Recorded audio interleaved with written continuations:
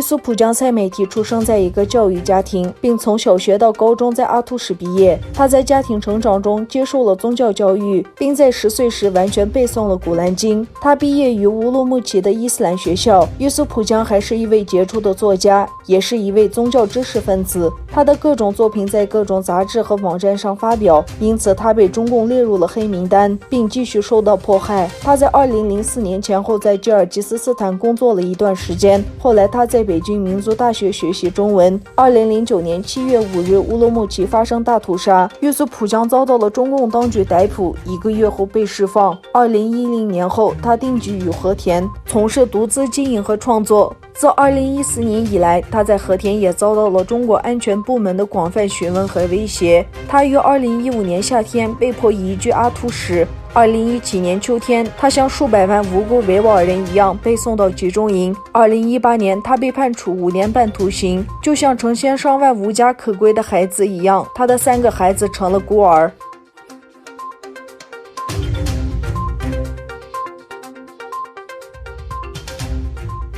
据透露，中国警方在居住在中国内地的维吾尔商人家中安装摄像头。根据自由亚洲电台的报道，居住在中国深圳的一名叫塞帕尔江的维吾尔青年在他的社交媒体账户分享了一条消息，内容是中国警察又在我家装监控。看到这里，你肯定会想，他是不是犯了什么罪？当然不是，因为他是维吾尔族，仅此而已。美国学者米华健在他的推特账户上分享了塞帕尔江的消息，他评论说，深圳的一名维吾尔男子写道，警察正在他的房屋内安装摄像头，他没有法律上的怀疑。警方告诉他，他们正在执行国家政策及基于种族歧视的家庭内部监视。中共一直在谴责特朗普将新冠病毒与中国联系，是一种种族歧视，但该党对东突厥人及其亲属的集体惩罚政策是最恶劣的种族歧视。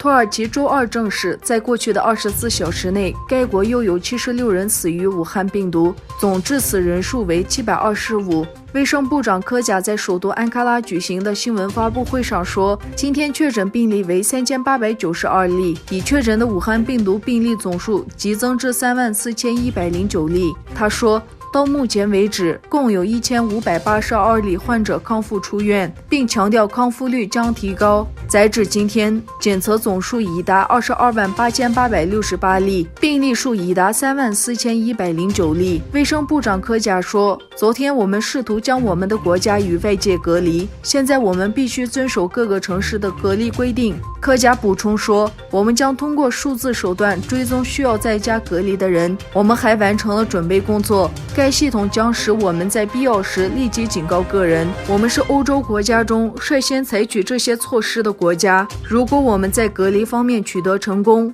我们可以充分利用早期措施的优先。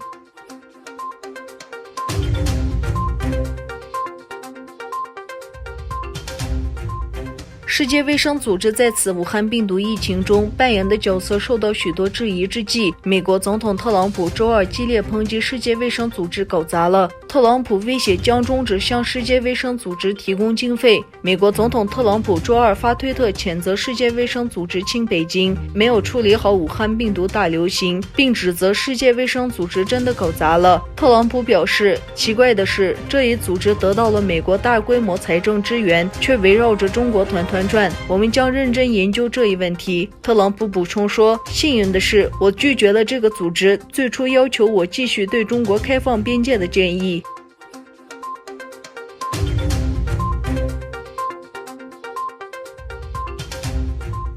联合国警告说，今年马里面临粮食不安全状况的人数将达到500万人。联合国人道主义援助协调办公室在声明中指出，该国目前约有350万人正在面临粮食和营养问题，其中75.7万人低于饥饿极限。在6月至8月期间，将面临粮食短缺的马里人数将增加到500万，其中130万可能低于饥饿极限，并强调与2019年11月相比，这一数字趋于增加。